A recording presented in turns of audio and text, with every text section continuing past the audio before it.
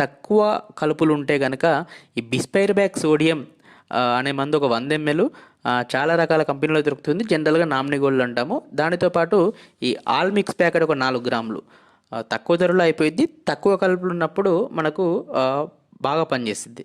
దానితో పాటు చాలా కలుపులు ఎక్కువగా ఉంటే, అంటే అన్ని రకాల కలుపులు ఉంటే కనుక ఈ కౌన్సిల్ యాక్టివ్ ఒక 90 గ్రాములు, దానితో పాటు బిస్పైర్బ్యాక్ సోడియం ఒక 50 ml.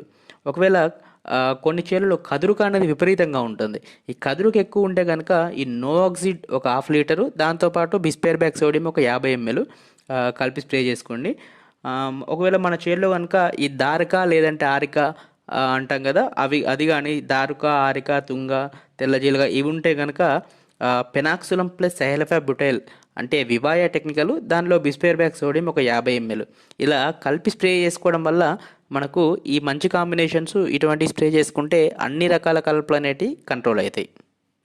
ఇంకొకటి ముఖ్యంగా తెలుసుకోవాల్సిన విషయం ఏంటంటే, ఏ రకమైన కలుపులైనా కూడా మనకు కలుపు అనేది 3 నుంచి 5 ఆకుల దశలో ఉన్నప్పుడు స్ప్రేయింగ్ చేసుకుంటే మాత్రమే మనకు ఈ కలుపులు అనేటివి 100% కంట్రోల్ అవుతాయి.